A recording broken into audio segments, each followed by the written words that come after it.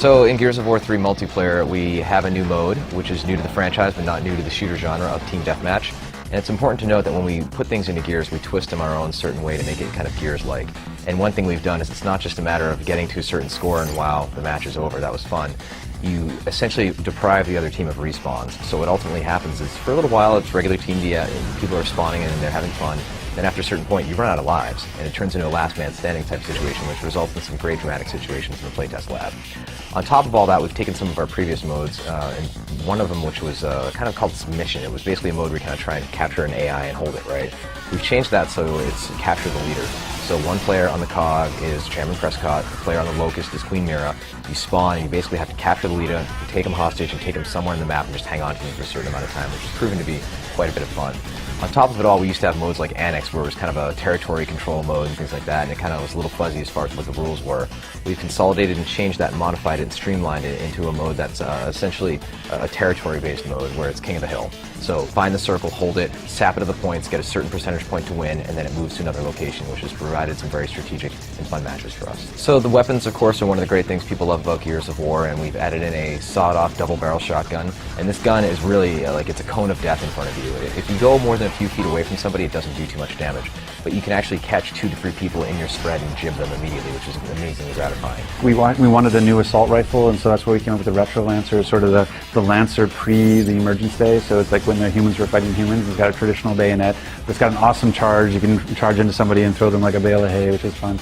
But also to the novel like the Digger, where you can actually shoot a grenade underground and it pops up behind cover and flushes people out of cover.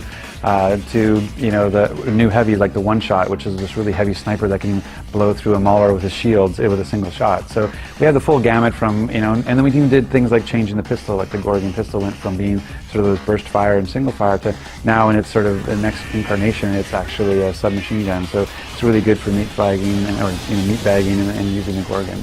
On top of that, we have the Hammer Burst returning. It's semi-automatic. Pull the trigger and fire as fast as you can almost. And we have iron sights, which is a first in the franchise, so you can actually zoom in and see your enemy closer and take them out from a longer distance. So everything covered from super close range, the sawed-off double-barrel shotgun, all the way through to the Hammer Burst. Well, there's lots of new stuff you can do in terms of abilities in Gears of War 3. I mean, there's the mantle kick, which is a way of kind of rewarding the aggressor when 2 people are on the same piece of cover, just on opposite sides. You can actually mantle into them and knock them and get a shot off. But there's also things like, with the Retro Lancer charge, we've got things like being able to spot now, where you can spot an enemy for your teammates and call out that you see an enemy. The new TACCOM has new things you can see. You can actually spot, go to a new map and find it where the power weapons are going to spawn right away. There's all kinds of sort of layers we've added into the core gameplay, which just made it that much easier to play in terms of a new player coming to it, but also even deeper too for core players. And then on top of all of that, what we've done is we've added our executions in a way that we wanted them to be unlockable. We wanted them to be something you earn for prestige and that you use to gain extra experience. And by doing that, we decided to have people earn them back. So we basically pulled all the executions away, and then you unlock them as you use particular weapons. But what it does mean is that every weapon has its own unique execution now, unlike Gears 2, where there's kind of hit or miss. So some of the characters we have that are playable in multiplayer, we haven't really announced the final set as far as the actual number of them. You can play as the Locust Queen in multiplayer now. She's gone from kind of her regal type of dress to like battle armor now, and she's in there with everybody else kicking butt. Females are very well represented in this game now. You have Anya, who of course was the dispatcher previously in the game, and now she's a tough soldier, seeing as it's been 18 months since the last game. You also have Sam Byrne, who's another really tough female, kind of has a slightly darker complexion and has a little bit of an attitude, voiced by Claudia Black, of course, who's just a wonderful voice actress.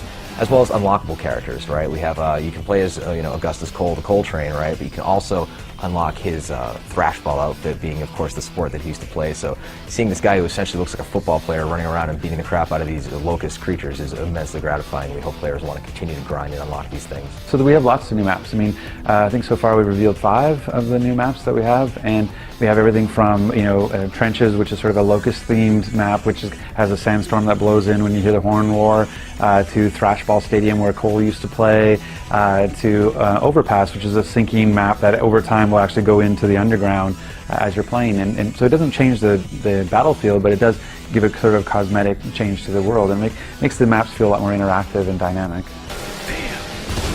One of the mantras we have for Gears of War 3 is if you've never played a Gears game before, just give this one a go, right? Because we're going to recap the story very well at the beginning. You're going to know exactly what's going on. when you get into the online space, we wanted to make sure that it wasn't just welcome to Gears, here's a shotgun to the face, now wait 3 minutes to play again for that same experience. The hardcore love it, the casual gamers might not so much. By adding Team Deathmatch, that's going to help so players can maybe only wait 10 seconds in a spawn queue and then they get back in and they get to get some kills and start the experience grind, right? On top of all that, we were putting in a feature that I think might be slightly controversial, but I think is going to help the game in the long run. It's kind of a newbie assistance to the game, whereas we detect if you've never played Gears 1 or Gears 2, have no achievements, you get a little bit of help for your first 10 kills, get a little bit extra health, get a little bit of a damage boost, so you can give them a little bit of a taste of how good it feels to take somebody down in the Gears world. So hopefully, by the time this thing eventually wears off, the training wheels are off and they can kill everybody else with equal skill. So originally Gears 2 was slated to ship in April 2011. We have since made the strategic decision to ship it in holiday window for 2011.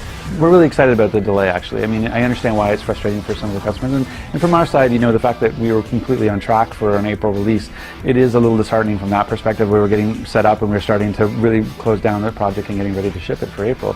But at the same time, there's a huge opportunity here, which is, you know, betas are not trivial. There's a lot of work to getting, you know, to go through cert and has to be polished enough to be able to get there, because everybody sort of treats it as a demo nowadays. It's not just a beta. And so to have a highly polished beta and have enough time to get fan reactions so that you can incorporate that reaction into it, it takes a lot of work and it takes time. And so that extra 5 months, you know, in that time period, we're going to be able to do that, and not only do it, but I'll do it on top of dedicated servers, so that we can actually really test the scalability and are the data centers in the right place, are we in the right place globally, all that kind of stuff. So we're really looking forward to having, you know, this really polished multiplayer experience when Gears 3 ships. Game is coming out holiday 2011. Haven't locked down a specific date, but it's of course exclusively on Xbox 360.